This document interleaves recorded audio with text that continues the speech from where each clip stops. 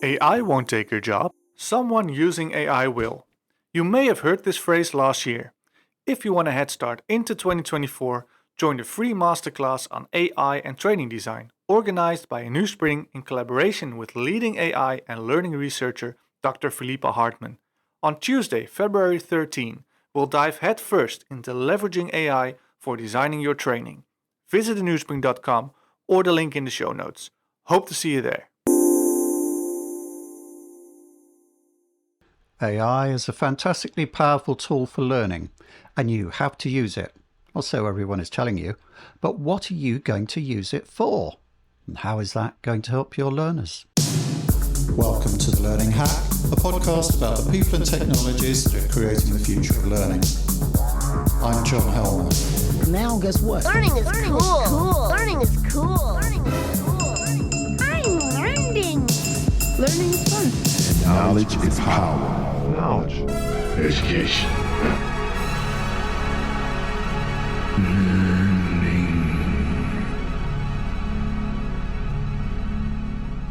My guest this time on The Learning Hack thinks that it's really important to know what problem you're trying to solve with AI to use it properly. The problem has to come first. That's why we've called this episode AI, the Product and the Problem. She's one of the smartest people around on the conference circuit, and she has a lot to say about AI and its use for learning. Kate Fitzgerald, Head of Fact, who is she? Hack Facts. Egle Vinauskaite is the award-winning director of the learning innovation consultancy Nodes. Her expertise in learning, behavioural sciences and technology has made her a sought-after edtech advisor by top startups and blue-chip companies. With her work spanning AI, XR, mobile, platforms, blended learning programs and more, she understands the ground zero of how AI is ushering in entirely new ways of doing things in the world of learning and edtech. Everyone wants to know how to use AI wisely and effectively now. It's seen as the key new technology to drive business growth and greater productivity. Egle is one of the top people talking to corporates about using it for learning, and I wanted to hear what she's telling them. I also wanted to hear about her own pretty remarkable journey from Lithuania to Harvard to the UK. Listen in.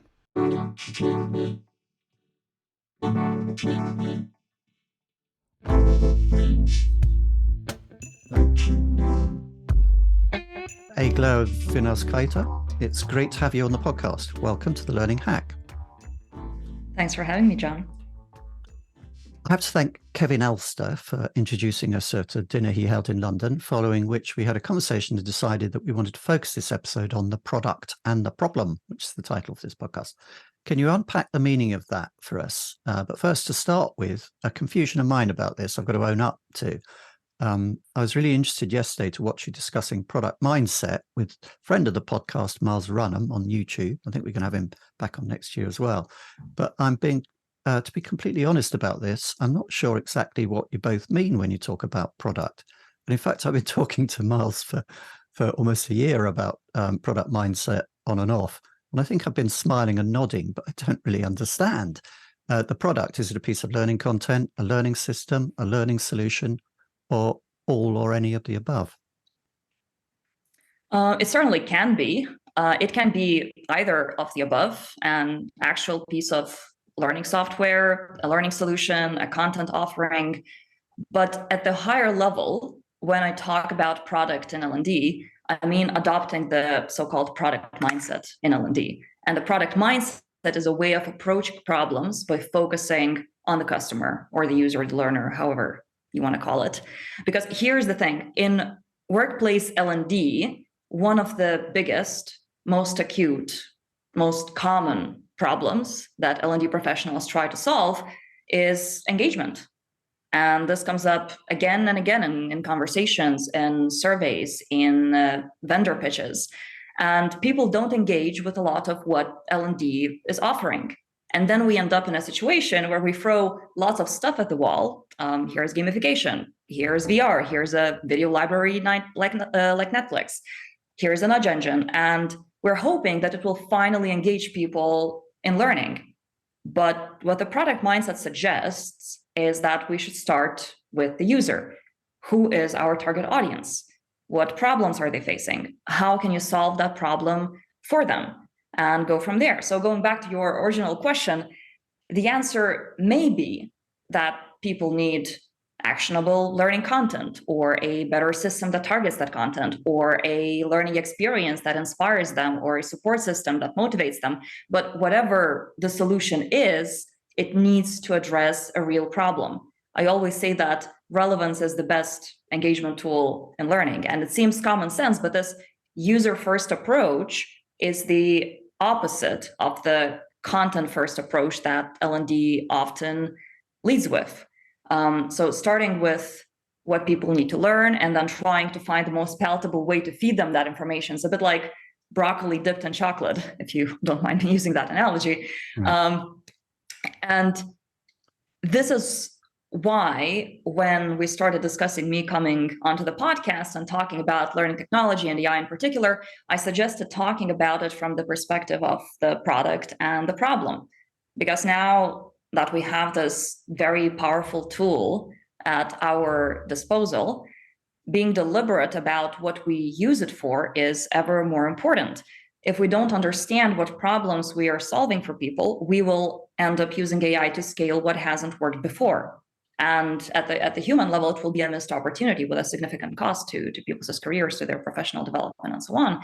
So when the tool can make a difference at so many levels in a learning function and can potentially help solve so many problems, it's tempting to use it for the problems we have already been solving, instead of rethinking whether they still need to be solved.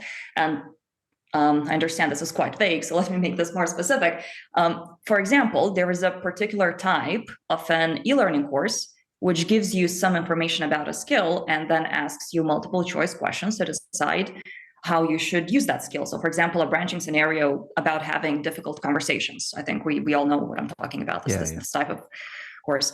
And in this instance, you can use AI to help you come up with the questions and flesh out the scenario. Sure, but you can also reconsider whether you still need this kind of interaction in the first place, because these kinds of scenarios have been a proxy, only a proxy for actual skill practice, actual skill development, because they're very structured, they're constrained, you're not answering in natural language, they're leading. So there are a lot of problems with them, but they have been the best that we had with the technology that we had to be able to scale that kind of skill development for people.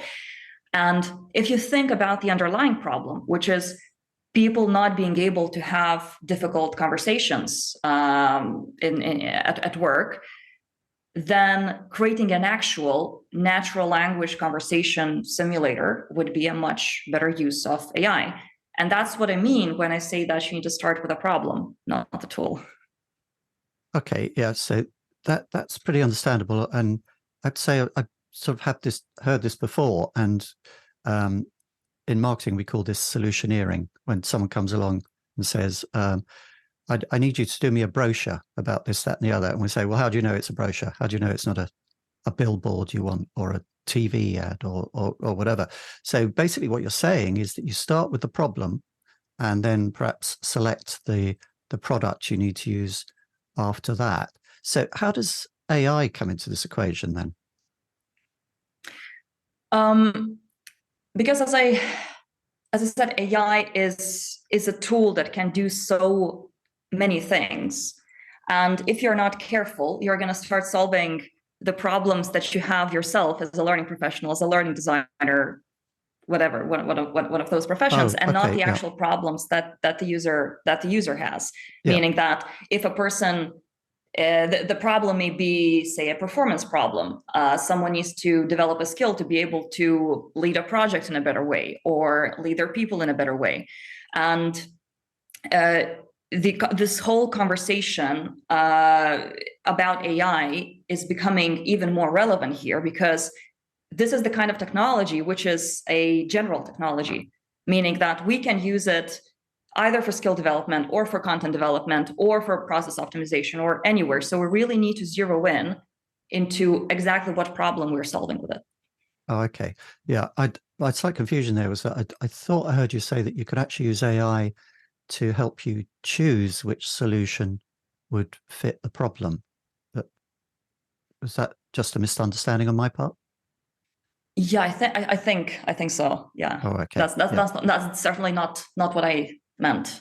Okay. Yeah. But AI definitely widens your options, speeds up your ability to produce something. So it becomes all the more important to focus on the product. Yeah. Yeah. Sorry, yeah. the problem. And the thing is, product. Yeah, exactly. And the thing is that because this technology is really quite powerful, if you use it to solve the wrong problem, you're gonna go way in the wrong direction. Like not a little bit, but just there is a function of just how generalist and how powerful the technology is, and how deliberate you need to be in using it, I think. Yeah. So if you've suddenly got a really powerful new car that can go a lot faster than your previous old banger, if you don't get the directions right, you can end up going further in the wrong direction than if you stuck with your old banger and poodled about. Exactly. Sorry, I'm trying to make it really simple just because of my own confusions, and experience has told me that if I have a confusion, other people have it too. Go for it.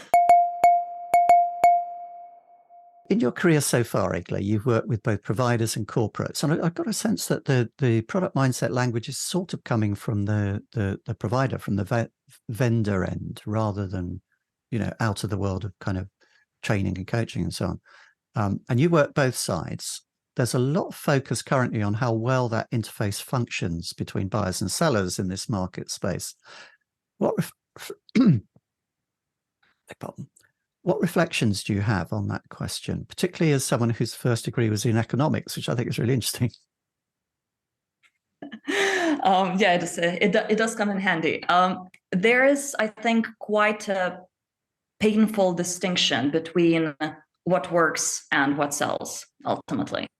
And this may take us back to your first question about the product and the problem. Buyers often don't know what problem they're solving, and they don't take the time to understand the organizational context of it, perhaps its root cause and component parts. And to top it off, they often don't even have a good grasp on how people learn and how they definitely don't learn. And given this backdrop,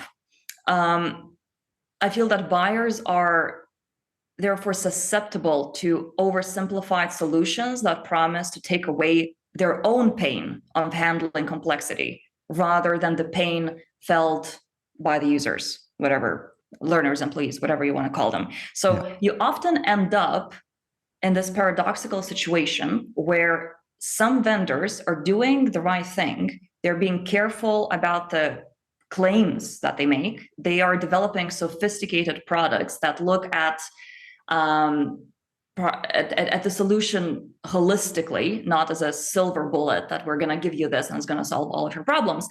And they lose the sale to someone who ticks the buzzword boxes and quite often uses some scientific findings stretched way beyond their remit to prove efficacy. I've been seeing that quite a lot, actually. And since our industry also has a problem with measurement, we have a situation where buyers often cannot possibly separate the wheat from the chaff.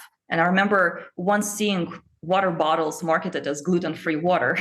Yeah, or hydration. Sometimes, yeah, but it's gluten-free water. That's the problem. Yeah. And sometimes our industry feels a bit like that.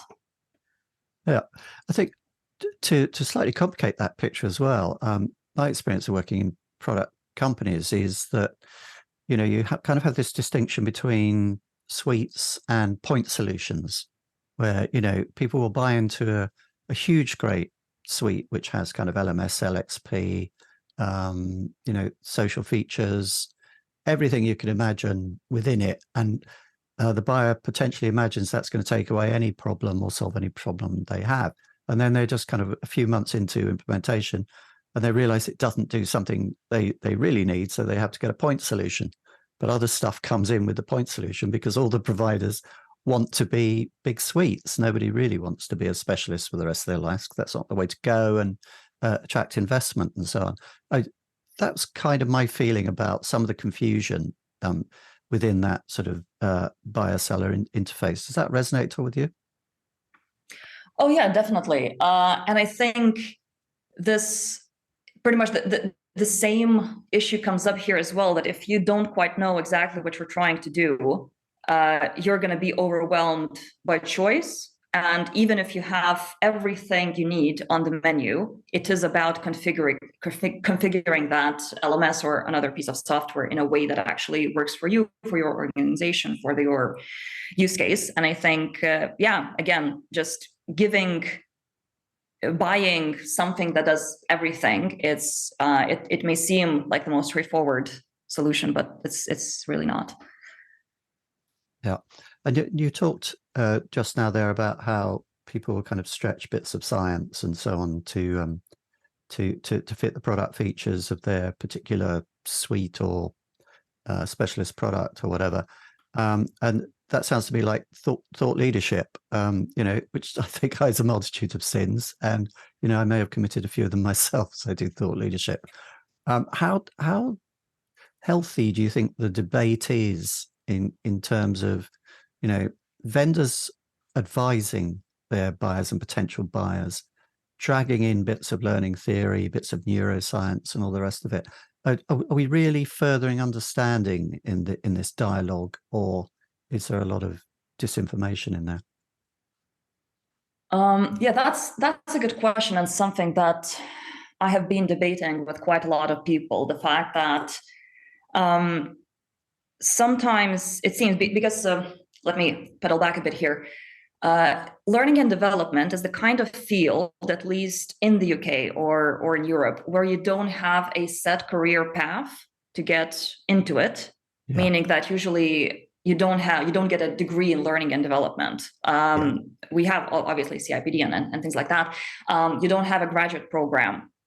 So it's really, a lot of people usually fall into this field. And I feel like there are a lot of unknowns, because there's no almost foundational knowledge that we all agree that every learning professional should know. And that gets us into the situation that you're talking about, where a lot of education is being done by vendors. And a lot of that, I think, is useful because people who are creating these products, they think about products, meaning learning software. They think about learning a lot, and they know about learning a lot. And I think there is a lot to learn from them. However, they also have an agenda, and they massage potentially, like, not saying that all of them, but obviously when you're promoting something, you want to highlight certain features or potential impacts over others. And I think this would be all good if we assume that the buyer side had the knowledge to discern those claims, because then it would be a fair game. Sort of, I tell you what I think about your problem and what solution you should have, and then you have your own point of view, and then we meet in the middle and we hash it out.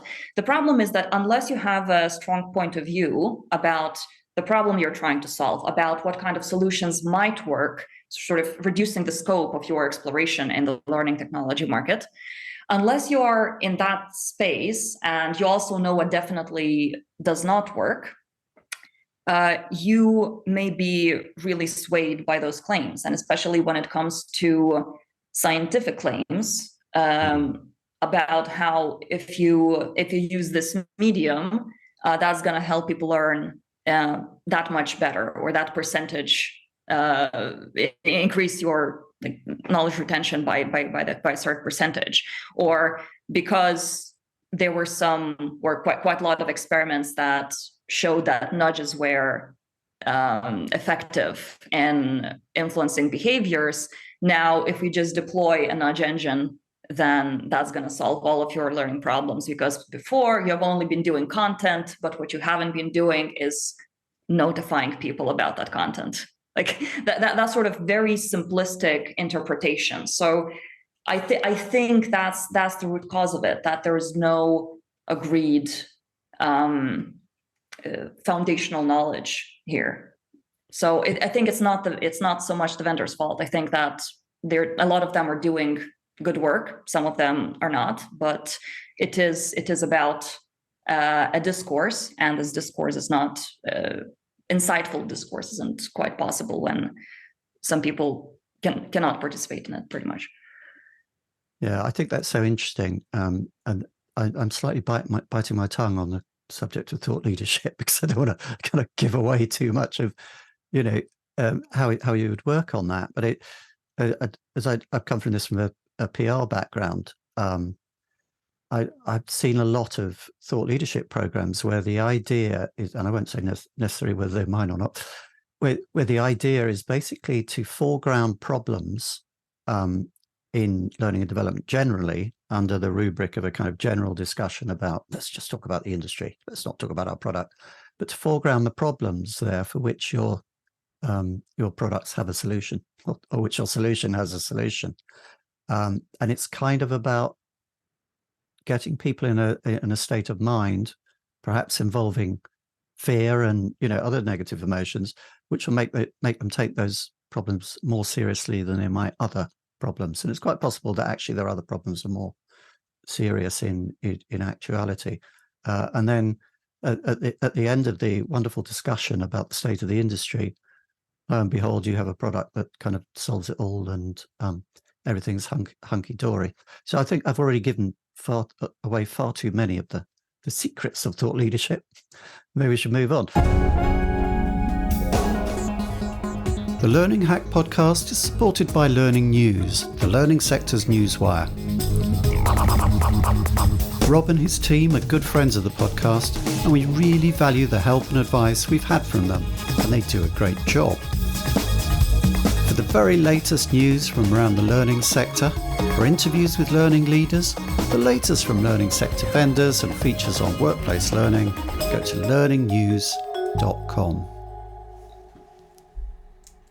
I wanted to talk a little bit, takes back to that video where you were interviewed with Miles, and you were a little unwilling at the time, and this was kind of quite earlier in the year, around middle of the year, to get into the subject of generative AI, because you said it was too soon to talk about it, which I absolutely respect as a point of view.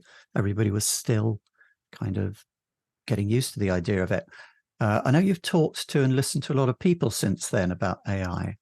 And I'm also aware that we have a release coming up in between us recording this interview and when I can publish it out that might change everything. But with those caveats in place, what can you say about generative AI in particular now, and how's it's affecting L&D? Long question, sorry.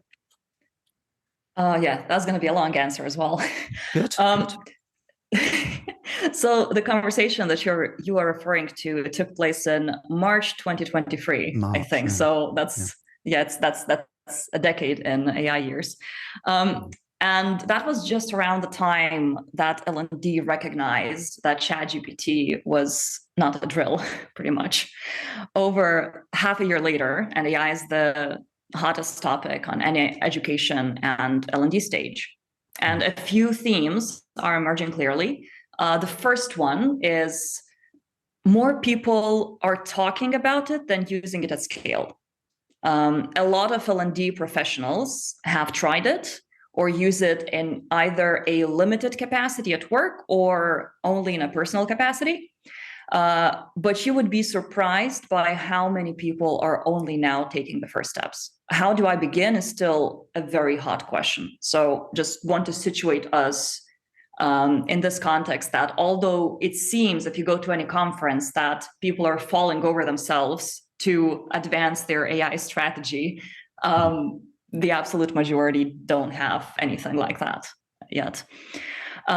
The second thing that's become clear from my conversations with various learning leaders is that AI adoption in L&D is largely driven by the organization's AI strategy. It rarely comes from L&D itself. So it's not L&D leading the AI adoption, which is also a helpful perspective when we hear a lot of conversations about how L&D should just carry the torch, and what it should do with its AI strategy. It's just a small part of a much bigger organizational strategy, and because of the complexities and various considerations of implementing AI at the organizational level, obviously L&D cannot be the first or only department doing it.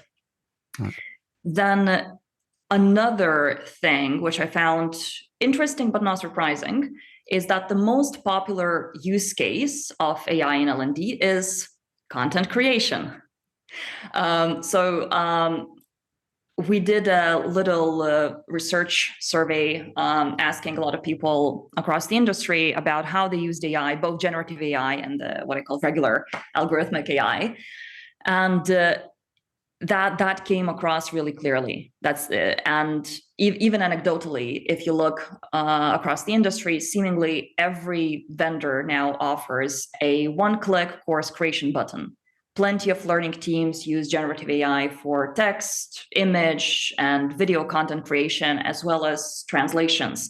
It's being used both for high-level learning design and for creating things like learning objectives, quiz questions, scripts, and scenarios. So it's really, when it comes to content creation, it seems to be the primary use case, which is, when you think about where L&D spends a lot of its time, that's really not surprising, because these are the most time-consuming tasks, but also what content creation is a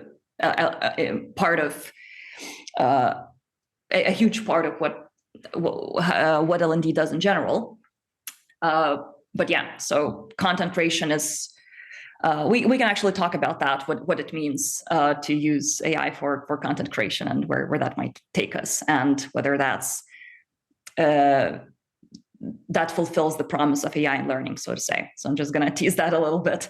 And if we look at the landscape right now, some generative AI applications in learning are already getting commoditized. So course creation helpers, coaching bots are now quite difficult products to differentiate in the market if you are a startup creating that sort of thing.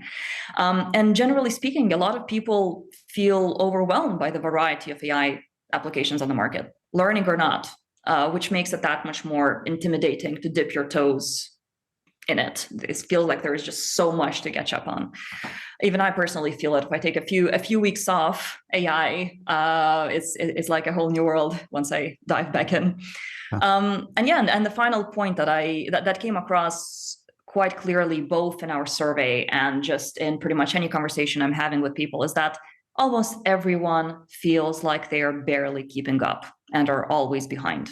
For your listeners, if that's you, just know that you're not alone. This is a shared feeling. So to sum it up, this whole AI and learning field is very unwieldy.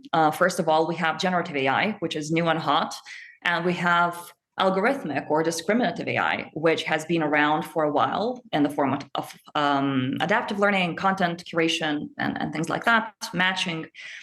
Then another layer is that we have the term AI being used to discuss both business strategy and the most minute details of content creation, which makes it confusing and difficult to understand its true value in your own context, because you have both a copywriter or a learning designer talking about AI and learning, and then you have a head of learning or a business leader talking about using AI and learning. So it's really quite difficult to parse out that whole conversation. It feels like it's a big blob.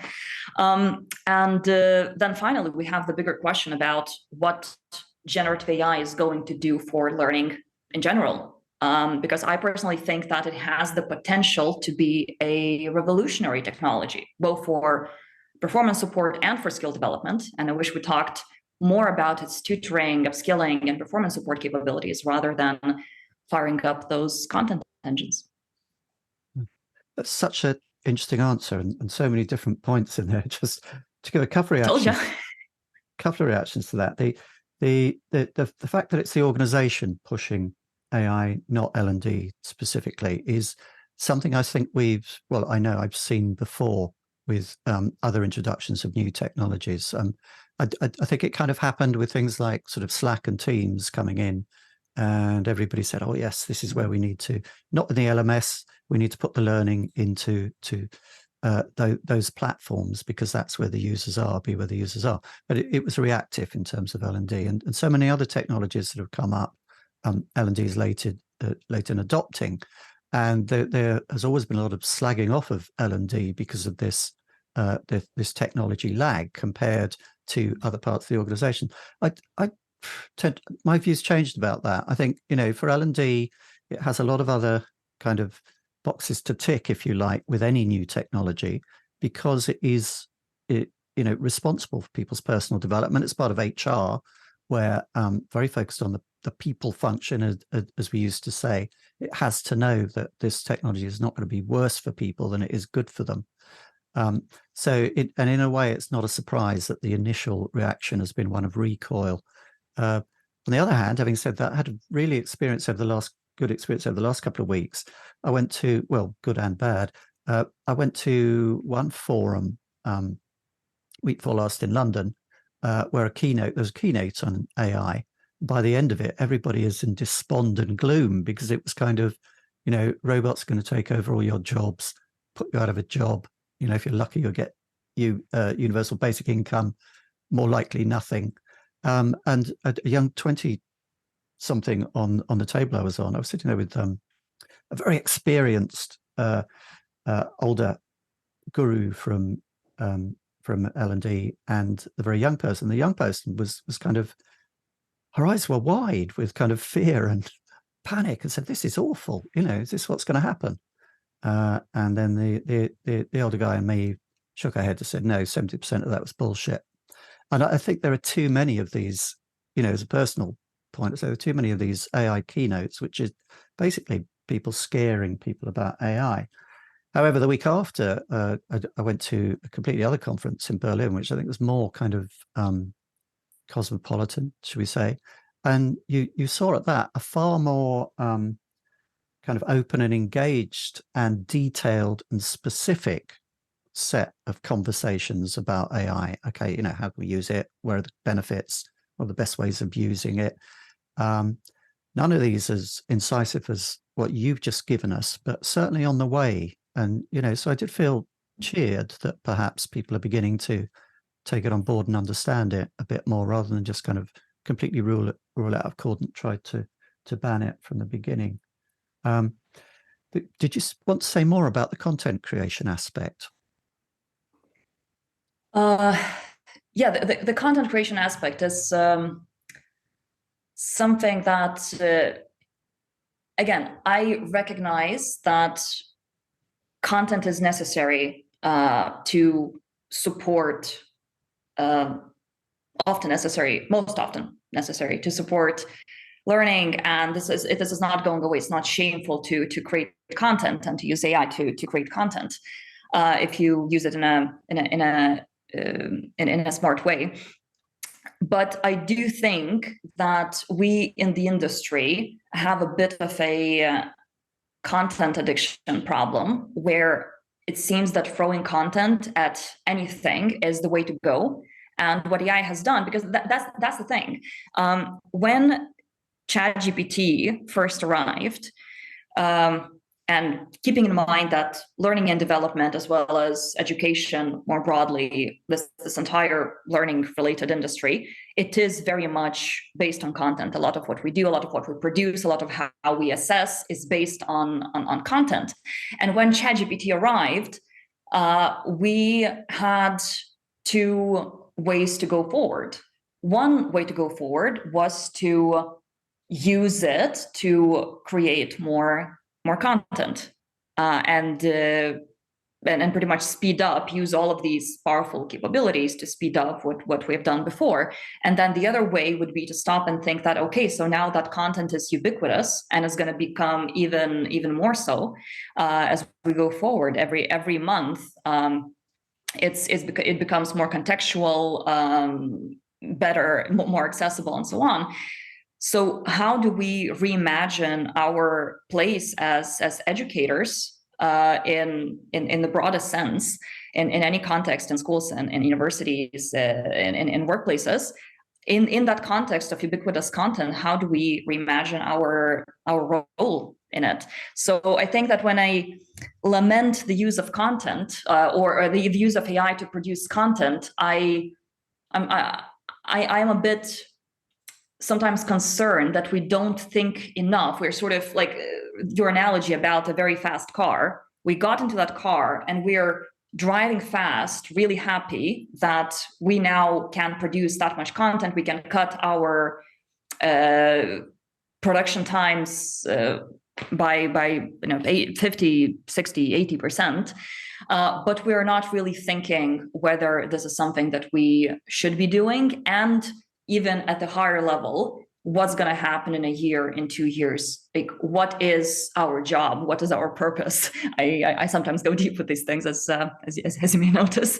But yes, these, I think, are the more fundamental questions. It feels like we are, as an industry, latching onto the first low-hanging fruit instead of thinking, like, what kind of a tree is this? Yeah.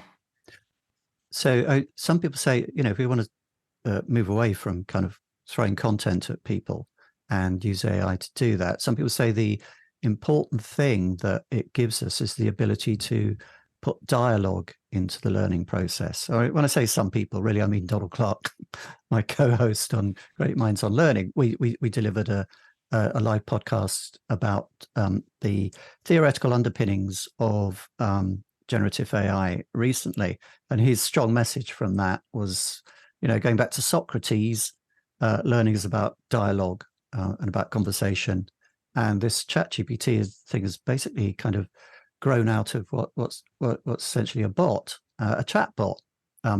We've had those for ages, and they've been a bit primitive. Now, at last, there's the possibility of them being far more sophisticated. Is that what you're thinking about when you say, let's not just use it to produce more and more bland content? Yeah, exactly. And it's either again, the bot and the interface. This is the general interface that can be used for many purposes. So one of these purposes is, as you say, a dialogue. Perhaps if I am having a conversation, a natural language voice conversation with a bot about something that I'm interested in, it's much like having a conversation with someone who is knowledgeable, who is an expert or has an interesting point of view. So it really makes that knowledge acquisition much more personalized, interesting, and something that I can totally imagine that people learn to really enjoy.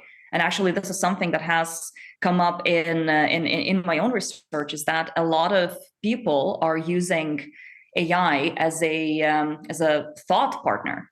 So if I'm, for example, as a vendor, if I land a project which has a focus on a specific subject matter, I use AI to help me think through it. So it's not just like I Google an article about, okay, so what are the negotiation tactics, right, to create some sort of negotiations training. I use AI to help me understand why some methods work and some don't. What's the nuance? What are the contextual factors? So I'm actually having a conversation with it as if it was a knowledgeable expert. And that's a very different, I agree with Donald that this is a very different way of relating to content. We are seeking it out and we are getting it in a way that has not been accessible before. So that's one use case for, say, knowledge acquisition. And obviously that activates all sorts of learning processes, which we don't need to go into that right now, which passive content consumption does not. And the other potential use case of the same chatbot interface is for upskilling. So it's not knowledge acquisition, but it's actually me having practicing certain skills, and let's use the term deliberate practice of the chatbot actually enabling me to deliberately practice certain skills. Obviously, some of them are conversational, but with its vision capabilities, it can become much more. It will be able to give feedback on a lot of skills that are not conversation based, so to say. So yeah, I definitely agree that this is one of the big things that generative AI is giving us. Yes.